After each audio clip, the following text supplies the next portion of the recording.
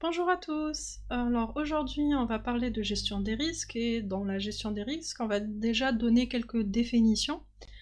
En premier lieu, c'est la vulnérabilité. Une vulnérabilité, c'est une faiblesse d'un actif ou d'un groupe d'actifs qui peut être exploité par une ou plusieurs menaces. Ensuite, on a la menace. Alors, c'est quelque chose ou quelqu'un qui exploite une vulnérabilité. Et enfin, on va avoir le risque. C'est ce qui va arriver lorsqu'une menace exploite une vulnérabilité. Et donc, on a l'évaluation du risque comme étant la formule pour calculer un risque qui est risque égale menace fois vulnérabilité fois impact.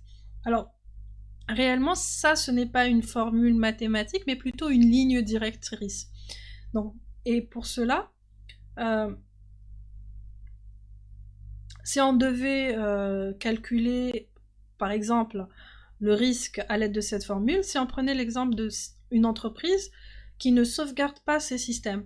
Donc la probabilité qu'une erreur humaine ou une catastrophe naturelle ou d'origine humaine ou une attaque malveillante fasse tomber ces systèmes est élevée. Et les conséquences de la perte de données vont être importantes. Donc ici, cette vulnérabilité va constituer un risque élevé et doit ou nécessite plutôt une intervention corrective qui soit urgente. Et de ce point de vue-là, on va pouvoir prendre en considération l'urgence de répondre à ce risque. Au final, la gestion des risques, c'est un processus stratégique de recherche, analyse, hiérarchisation et traitement des menaces. Elle va garantir que les menaces les plus importantes sont traitées rapidement en fonction de leur impact potentiel. Le cycle de vie de la gestion des risques va dépendre de la méthodologie de gestion des risques ou du framework de gestion des risques qui est utilisé. Mais grosso modo, on va se rendre compte qu'ils vont tous avoir plus ou moins les mêmes étapes. On va avoir comme première étape l'identification et analyse des risques potentiels. Alors ici, on va, pour pouvoir gérer des risques, il faudrait d'abord il faudrait d'abord savoir qu'ils existent. Et donc la première étape du processus de gestion des risques en cybersécurité ou autre part va consister à effectuer un audit de l'environnement informatique et de l'infrastructure de sécurité d'une organisation. Et ça va permettre d'identifier les risques potentiels auxquels il pourrait être nécessaire de remédier. Ensuite, une fois qu'on a identifié les risques, qu'on les a analysés, on doit les évaluer. Donc l'évaluation ici, c'est on sait que les risques existent, mais on doit savoir quel est l'impact de ces risques. Donc les différents risques vont constituer des menaces différentes pour les opérations de l'organisation. Exemple, les attaques contre des actifs critiques, tels que le serveur de base de données de l'entreprise, sont susceptibles d'avoir plus d'impact que celles visant les postes de travail des employés ou d'autres systèmes moins prioritaires. Donc une organisation va devoir calculer le risque en fonction de la probabilité et des conséquences ou de l'impact d'une menace, et ensuite faire une hiérarchisation des menaces en fonction de ces informations. En fait, l'étape suivante, ça va être le traitement des risques ou la remédiation. Donc une fois qu'on a évalué les risques, qu'on a établi une liste de priorités, l'entreprise ou l'organisation va pouvoir prendre des mesures pour faire face à ces risques. Alors, on a plusieurs stratégies de gestion des risques qui vont avoir à l'intérieur la remédiation, qui va permettre, là on va parler d'élimination du risque. Alors on va avoir la remédiation, l'atténuation, donc on va réduire l'impact ou la probabilité du risque, l'un ou l'autre. On a le transfert du risque, et là on va le transférer à quelqu'un d'autre. Et on a l'acceptation. Et là, si on accepte un risque, ça veut dire qu'on ne va rien faire. Et un autre élément de ce cycle de vie de la gestion des risques qui est le bilan, ou l'établissement d'un bilan. Donc une organisation doit effectuer des évaluations des risques et revoir régulièrement l'efficacité des contrôles qui existent. Ça va permettre de s'assurer que la priorité en matière de risque soit à jour et va permettre à l'entreprise de remédier à l'échec des contrôles ou à l'évolution des risques. Et donc ça va finalement être aussi une trace par rapport à ce qu'on a fait déjà et pour notre itération suivante dans le cycle de vie de gestion des risques. Donc dans la gestion des risques, quand on parle d'évaluation des risques, en fait, on a deux types d'évaluation. On a une évaluation qualitative, où on va avoir une matrice des risques qui va être comme suit. Vous allez avoir la probabilité que la menace va arriver. Donc on a une probabilité très basse, moyenne, élevée, très élevée.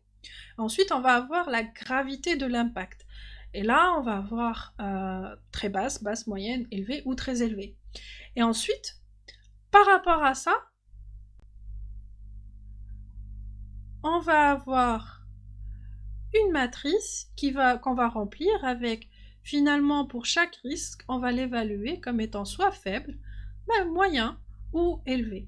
Alors le choix de à quel niveau on va s'arrêter sur l'élevé ou sur le moyen ou sur le faible va dépendre de notre tolérance au risque, la tolérance au risque de l'entreprise. Ensuite, on va avoir l'évaluation quantitative. Alors dans l'évaluation quantitative, parmi les choses qu'on va devoir calculer, on a le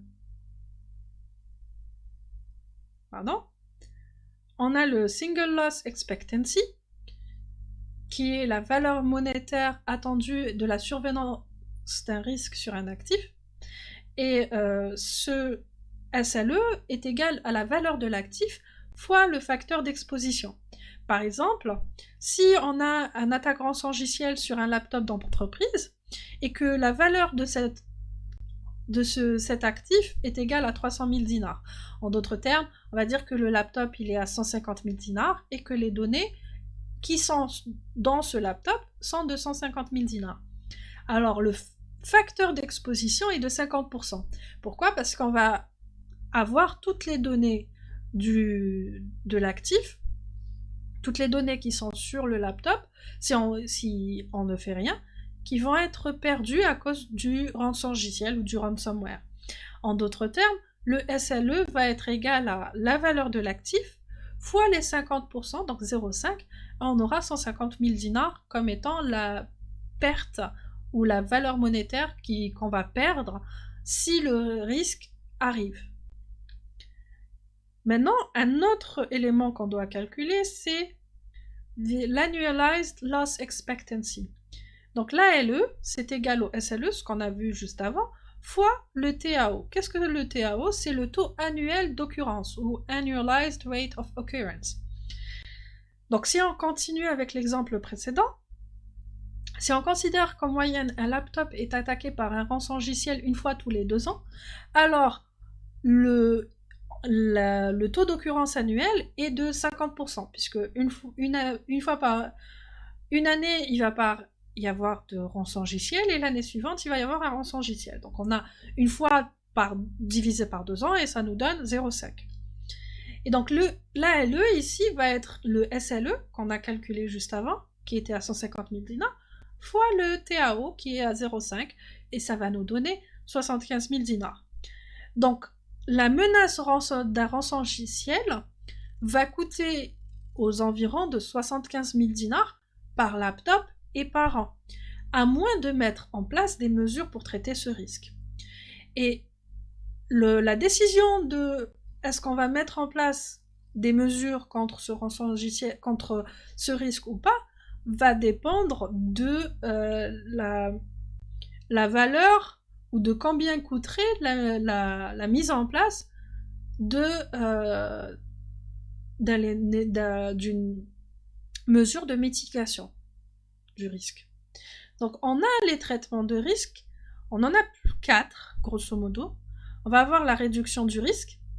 Ici, on parle d'atténuation, où ça consiste à utiliser des contrôles de sécurité pour rendre plus difficile l'exploitation d'une vulnérabilité, ou alors pour minimiser l'impact de cette exploitation. Ça veut dire par exemple, si je parle de ransomware, l'une des manières de minimiser l'impact d'un ransomware, ce serait en ayant des sauvegardes. Des sauvegardes qui peuvent être hors band, donc hors ligne, qui va nous permettre de réduire le risque. Donc même si j'ai été attaqué par un ransomware, je pourrais éventuellement revenir à une version précédente où le ransomware n'était pas sur ma machine ou sur la machine qui a été attaquée. Ça peut aussi, autre moyen de réduire les risques, autre exemple qu'on pourrait faire, c'est installer un système de prévention contre les intrusions, donc un IPS, à proximité d'un actif important, ou de mettre en œuvre des plans de réponse aux incidents pour détecter et traiter rapidement les menaces. Donc la manière pour réduire un risque va dépendre du risque en lui-même. On a le transfert du risque. Ici, ce sont des mesures d'atténuation. Alors, si les mesures d'atténuation ou des résolutions ne peuvent pas être mises en place, l'entreprise ou l'organisation peut transférer la responsabilité du risque à une autre partie. Alors, ça peut être, comme exemple, l'entreprise pourrait très bien transférer le risque en souscrivant à une assurance cyber, à une cyberassurance. Ensuite, on va avoir l'évitement du risque. Ici, on va finalement complètement éliminer la vulnérabilité afin qu'elle ne puisse plus être exploitée. Par exemple, soit si c'était un bug dans un logiciel en corrigeant le bug, ou alors en retirant l'actif vulnérable. Donc là, le risque va être évité. Et en dernier lieu, on va avoir l'acceptation du risque. Donc l'acceptation du risque, c'est si on dit que finalement, le risque tel qu'il est, on l'accepte, on ne fait rien. Ni on le réduit, ni on le transfère, ni on l'évite. Sur les traitements des risques, pour la réduction du risque par exemple, on va avoir ce qu'on appelle le risque résiduel. Ça veut dire que qu'est-ce qui va rester comme risque une fois qu'on aura mis les mesures d'atténuation. Est-ce que le risque qui reste, on l'accepte ou on ne l'accepte pas? Ou est-ce que le risque qui reste, on va faire un transfert en rajoutant une assurance en plus? Donc ça va dépendre des facteurs style la valeur l'impact du risque résiduel, qu'est-ce qu'on va avoir comme impact financier par exemple, une fois si le risque arrive, malgré le fait qu'on ait mis des éléments pour mitiger ce risque, est-ce que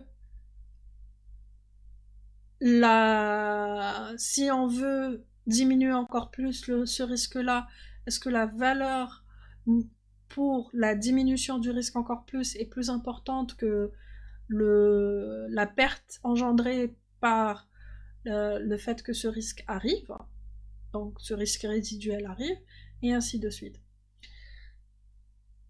D'où l'analyse des risques est quelque chose de très important. L'analyse des risques est indispensable pour comprendre les risques et mesurer la sécurité et déterminer les actions de mitigation à entreprendre pour sécuriser davantage l'organisme. Donc, elle participe d'un processus d'aide. Elle est considérée comme un processus d'aide à la décision dans de nombreux cas d'usage. Donc, ça va nous permettre de choisir la solution de réduction des risques avec un meilleur retour sur investissement. Dimensionner et allouer plus efficacement le budget de sécurité de l'information. Ensuite, communiquer le risque en termes de coûts au conseil de direction. Donc en ayant ça, le conseil de direction va pouvoir plus comprendre ce qu'on veut dire. négocier une police d'assurance optimale, faciliter la conformité réglementaire des organisations, aussi. Mais, bien sûr, comme pour toute chose, va avoir des inconvénients. Alors le premier, c'est que l'analyse des risques est chronophage, parce qu'elle va nécessiter d'inclure l'ensemble des parties prenantes. En fait, c'est comme l'analyse des risques est transversale à toute l'entreprise et qu'elle inclut l'ensemble des parties prenantes, l'analyse des risques numériques peut être chronophage, donc elle va demander beaucoup de temps, et il est donc primordial que les objectifs et motivations de l'analyse soient bien compris et définis au départ. Et ce qui va permettre aux parties prenantes d'avoir à l'esprit la décision ou l'ensemble des décisions que l'on cherche à informer. On a aussi le biais potentiel.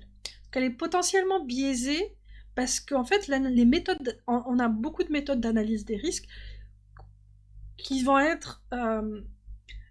avoir comme point commun qu'elles sont des méthodes prescriptives sur les manières de mesurer les risques. Et donc, c'est celui qui va mesurer les risques, il va généralement utiliser des échelles nominales et ordinales. Et donc, on va devoir estimer la probabilité de la menace comme étant forte ou faible, et on va lui attribuer un niveau de gravité. Or, ça va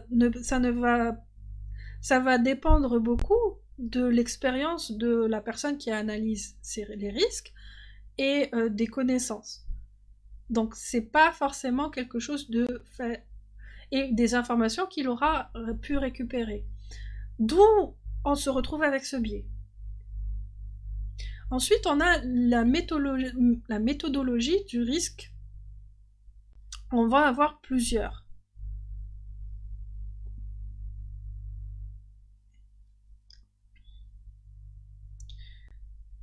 Parmi elles, le NIST SP 830, qui est intitulé Risk Management Guide for Information Technology Systems, ISO 27005, Octave pour Operationally Critical Threat Asset and Vulnerability Evaluation Framework, FAIR pour Factor Analysis of Information Risk, TARA pour Threat Assessment and Remediation Analysis.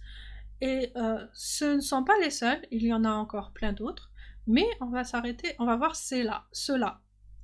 Donc, on va commencer par le NIST 800, donc la norme NIST SP 830. Cette norme est utilisée pour réaliser une évaluation des risques dans le cadre des paramètres du NIST qui vont permettre d'identifier, d'estimer et de hiérarchiser les risques pour le fonctionnement des organisations. La publication va exécuter les étapes du processus d'évaluation de risque comme suivant. Donc, il va y avoir d'abord une préparation de l'évaluation des risques. Ensuite, une réalisation de l'évaluation, puis la communication des résultats de l'évaluation, et enfin, une mise à jour de celle-ci. Donc, là encore, on se retrouve sur quelque chose qui est cyclique. Donc, si on regarde un peu plus en détail, l'étape 1 va être la préparation de l'évaluation. Ensuite, dans l'étape 2, qui est le procédé à l'évaluation, on va avoir plusieurs sous-tâches. Donc la première, c'est l'identification des sources et menaces et événements. Puis, identifier les vulnérabilités et conditions prédisposantes. Ensuite, déterminer la probabilité d'occurrence. Puis, déterminer l'ampleur de l'impact. Et enfin, déterminer le risque. Puis, on va avoir deux autres étapes qui sont la communication des résultats et la maintenance de l'évaluation à jour. Donc on va voir chacune de ces étapes un peu plus en détail. Dans la première étape, qui est la préparation de l'évaluation, on va avoir d'abord en première tâche l'identification de l'objectif, en termes d'informations que l'évaluation doit produire et les décisions qu'elle doit soutenir. Donc l'objectif de l'évaluation des risques, c'est de garantir qu'elle produit suffisamment d'informations pour soutenir des décisions prévues, les décisions prévues. Ensuite, la deuxième tâche va être l'identification de la portée. Ici, on parle d'identifier en termes d'applicabilité organisationnelle, de calendrier et de considération technologique. Donc on va déterminer ce qui va faire partie de l'évaluation des risques, du processus d'évaluation des risques. La portée va jouer un rôle clé dans la détermination de ce qui va être couvert dans le processus d'évaluation, et la création de la portée va aider les organisations à déterminer les niveaux abordés par l'évaluation des risques, les parties de l'organisation affectées et de quelle manière, les décisions que les résultats de l'évaluation soutiennent, la durée de pertinence des résultats de l'évaluation, et ainsi de suite. Puis, on va avoir l'identification des hypothèses et contraintes sur la base desquelles on va effectuer l'évaluation. Ensuite, identifier les sources d'informations sur les menaces, les vulnérabilités, les descriptions et les impacts à utiliser dans l'évaluation. Les sources d'informations descriptives vont permettre à l'organisation d'identifier la pertinence des informations sur les menaces et les vulnérabilités. Et cinquième et dernière tâche pour cette étape, c'est le fait d'identifier l'approche analytique et le modèle de risque à utiliser dans l'évaluation des risques. Alors, cette tâche, on a dans la publication NIST SP 830 une manière de le faire. Donc on vous dit déjà comme quoi on va commencer par une source de menace, donc avec ses caractéristiques, capacité, intention, cible pour la menace adversaire. Ensuite, cette source de menace va initier avec une certaine probabilité l'événement d'une menace, avec une séquence d'actions, des activités ou des scénarios. Cette séquence de menaces, en fait, va avoir une probabilité de succès sur l'exploitation d'une vulnérabilité. Et ça, avec une vulnérabilité, va avoir une sévérité, en prenant en contexte les conditions prédisposantes et aussi ce qui a l'efficacité des contrôles de sécurité. Alors si cet exploit est sur cette vulnérabilité avec les contrôles de sécurité qu'il y a et les conditions prédisposantes qu'il y a, vont causer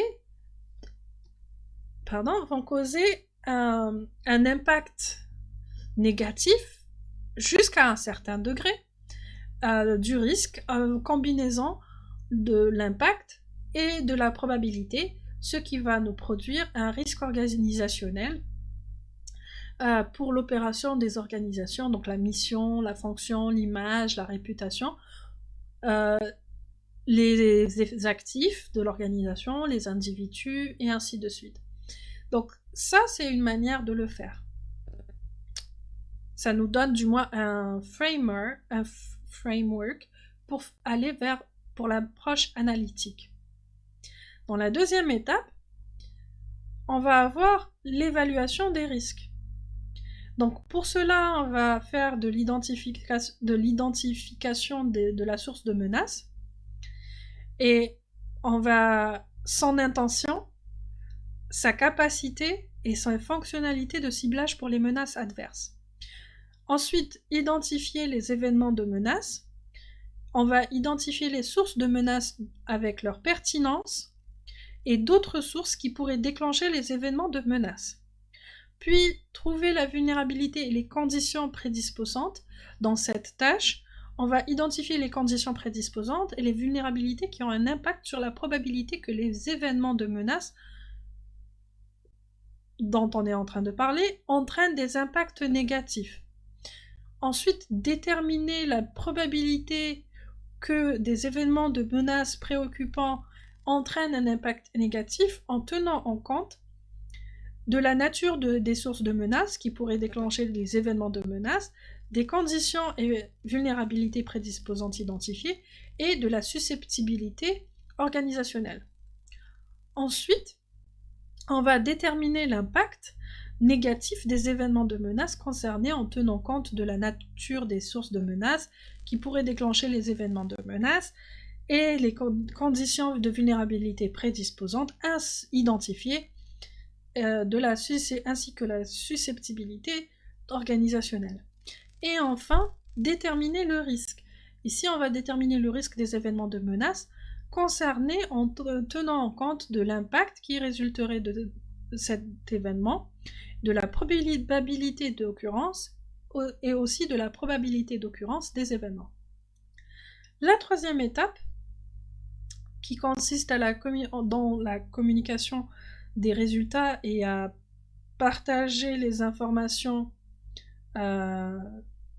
relatives au risque. Donc l'objectif ici est de s'assurer que les décideurs concernés au sein de l'organisation disposent de suffisamment d'informations relatives au risque pour prendre des décisions éclairées.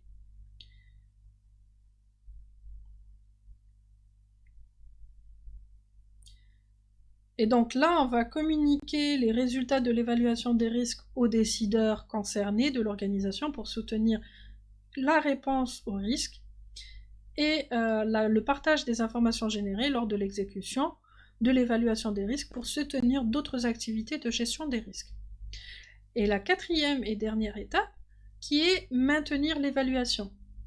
Donc, elle va consister à tenir à jour une évaluation pour une organisation, et l'objectif est de conserver une connaissance actuelle et spécifique du risque encouru par l'organisation. Donc, pour cela, on doit faire une révision continue des décisions de gestion des risques, mais on doit d'abord avoir un processus de surveillance des risques pour savoir l'efficacité des réponses aux risques et trouver trouver les changements ayant un impact sur les risques dans le système d'information de l'organisation, vérifier la conformité et ainsi lors de la tenue à jour des évaluations des risques, on doit aussi effectuer garder un œil sur les facteurs de risque identifiés pendant le processus d'évaluation des risques et leur impact possible et mettre à jour les composants de l'évaluation reflétant les activités de surveillance. Donc, la surveillance des facteurs de risque, elle peut se faire grâce à un audit ou grâce à d'autres en étant en veille sur ce qui se passe. Et bien sûr, on va mettre à jour l'évaluation des risques qui existent en utilisant les résultats de la surveillance actuelle des facteurs.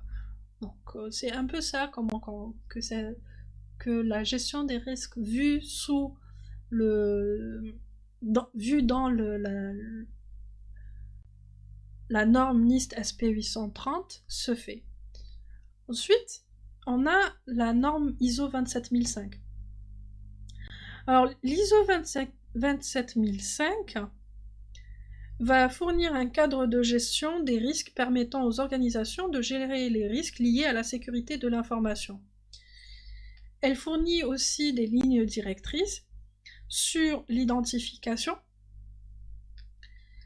l'analyse, l'évaluation, le traitement et la surveillance des risques liés à la sécurité de l'information.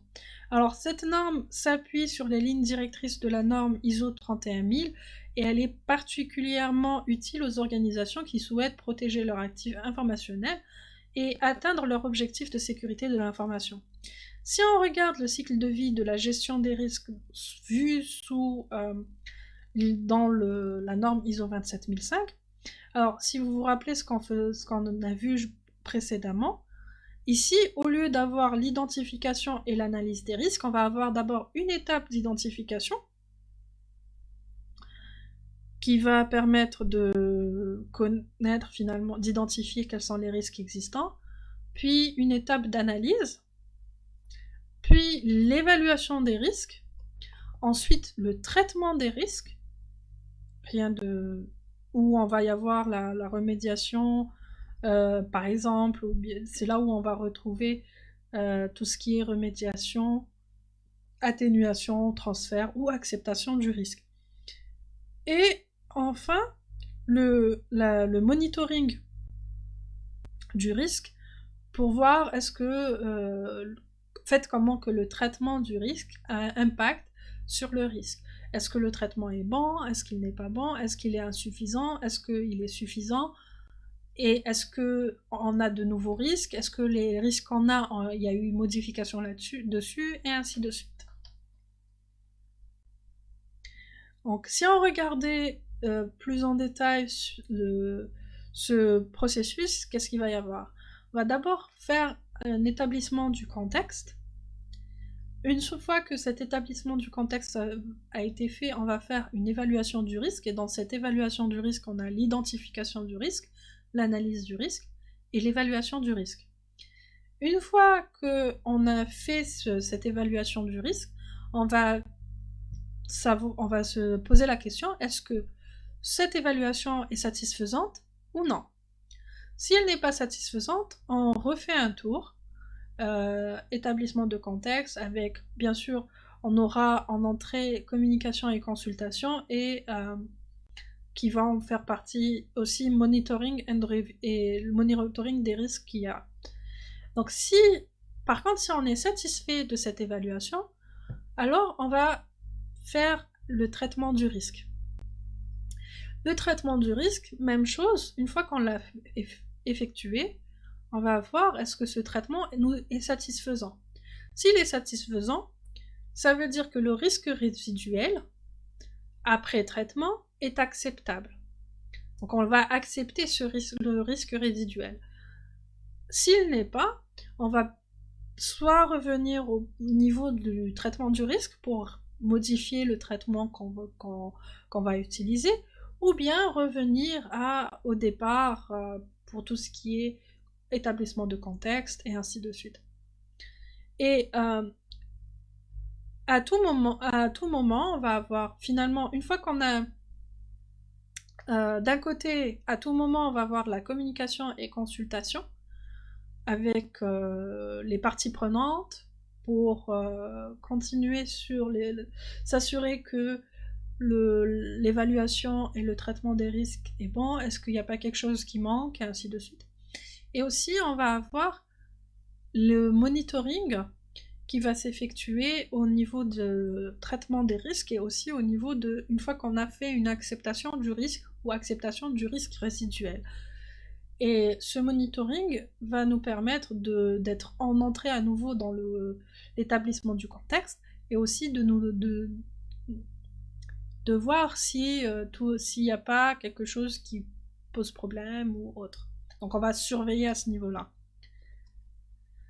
Donc ISO 27005 va permettre de gérer les risques liés à la sécurité de l'information et assurer la sécurité de l'information. Il va permettre aussi la gestion systématique on va gérer systématiquement les vulnérabilités et les menaces.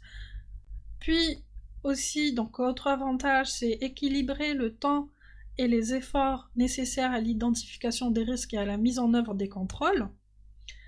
Puis aussi, il va fournir des conseils sur 2 approches d'évaluation des risques, une approche basée sur les événements et une approche basée sur les actifs.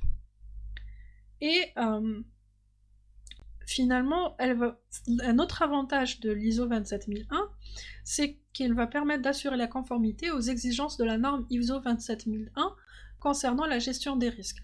Alors ISO 27005, je ne l'ai pas dit auparavant, mais elle fait partie de la famille de normes ISO 27000, où on va avoir comment gérer un SMSI, donc un système de management des systèmes de la sécurité de l'information. Ensuite, une autre méthodologie de gestion des risques, qui est Octave pour Operationally Critical Threat Asset and Vulnerability Evaluation Framework, ou en français l'évaluation des menaces, des actifs et des vulnérabilités critiques sur le plan opérationnel. C'est un autre cadre de gestion de risque qui est conçu pour aider les organisations à identifier, analyser et gérer les risques liés à la sécurité des informations. Donc, il a été publié en 1999 par le Software Engineering Institute de l'université Carnegie Mellon. Et Octave s'adresse aux petites et moyennes entreprises de moins de 100 personnes et il propose une approche holistique qui va permettre aux organisations d'identifier 3 éléments d'information cruciaux qui sont les actifs d'information essentiels pour l'organisation, les menaces potentielles pour les actifs identifiés, les vulnérabilités qui pourraient exploiter les actifs. Et donc, ces 3 combinaisons aident les organisations à comprendre quelles informations sont potentiellement à risque, et grâce à ces connaissances, une organisation va pouvoir créer et mettre en œuvre des mécanismes pour minimiser le risque global pour ces actifs d'information. Une autre méthode de gestion des risques, c'est FAIR pour Factor Analysis of Information Risk. Donc, c'est un cadre qui va permettre aux organisations d'évaluer et d'analyser les risques liés à la cybersécurité. Comme vous voyez, forcément, si on parle de gestion des risques, les cadres vont tous plus ou moins permettre l'évaluation et l'analyse des risques. Il propose des normes et les bonnes pratiques ou des meilleures pratiques que les organisations doivent suivre pour l'évaluation, la gestion et le reporting des risques. Et FAIR va s'appuyer sur des méthodes d'évaluation quantitatives. Alors la plupart des cadres d'évaluation des risques traditionnels s'appuient généralement sur des méthodes d'évaluation qualitatives. FAIR, lui, va être là pour faire de l'évaluation et mesurer les risques de manière quantitative.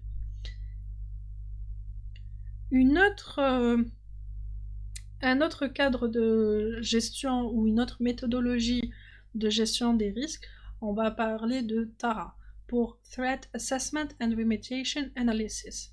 Donc c'est une méthodologie d'ingénierie de sécurité des systèmes qui est proposée par MITRE. Elle fournit une approche pour reconnaître et évaluer les vulnérabilités informatiques, puis aussi pour choisir les mesures ou les contre-mesures qui sont efficaces pour atténuer ces vulnérabilités. Donc,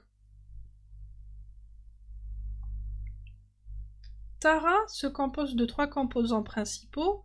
On va avoir la Threat Agent Library, ou TAL, qui va définir les agents de menace courants. On va avoir le Methods and Objectives Library, ou MOL, qui décrit les objectifs des agents de menace et des méthodes utilisées. Puis on a aussi the Common Exposure Library, CEL, qui est une bibliothèque de connaissances sur les vulnérabilités et les expositions connues en matière de sécurité, de sécurité des informations. Donc TARA utilise une méthodologie pour révéler... Donc TARA utilise les 3 composants dont on a parlé juste avant pour décrire une méthodologie en 6 étapes. Et qui va permettre de révéler les expositions aux menaces. Donc la première étape, c'est l'identification des risques actuels, puis l'établissement d'une base de référence des risques, ensuite l'identification des objectifs des agents de menace, puis l'identification des méthodes des agents de menace, et la détermination des expositions, et enfin, aligner la stratégie de sécurité de l'information en conséquence. Donc, finalement,